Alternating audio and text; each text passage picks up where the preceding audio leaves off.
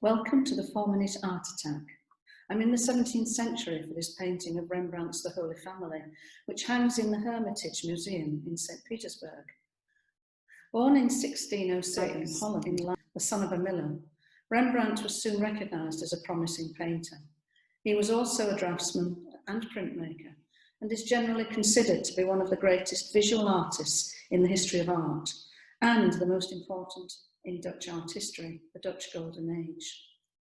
Rembrandt can be seen in many guises, the man of genius who only wanted to do one thing, and that was to paint, whose works range from portraits to landscapes, genre scenes, historical, biblical and mythological scenes.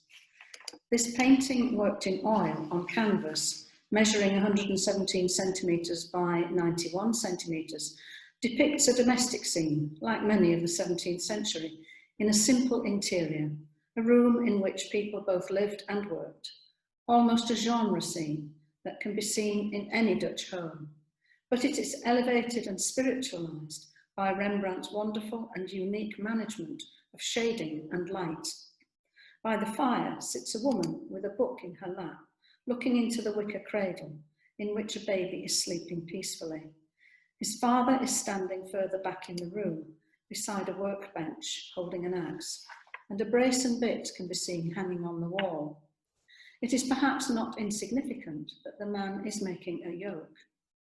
It's a peaceful, calm home into which we're taken, almost as though we're part of the picture, sitting in the room alongside the cradle and enjoying being part of the domestic scene.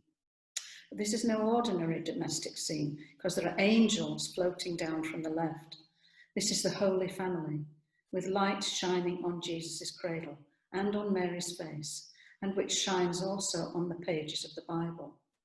The light reminds us that this is not just a family and not just an ordinary life scene.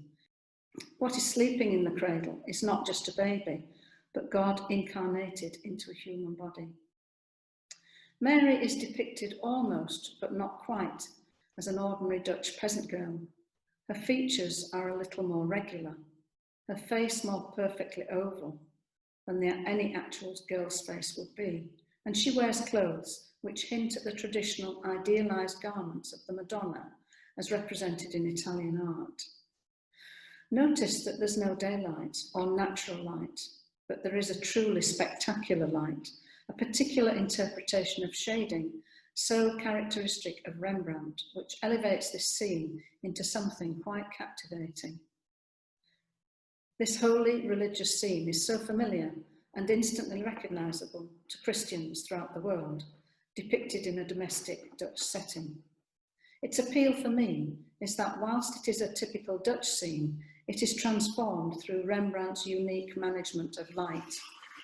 The message is clear. God is ever with us, in our homes, by our firesides, in our workplace. The Word made flesh and dwelling among us.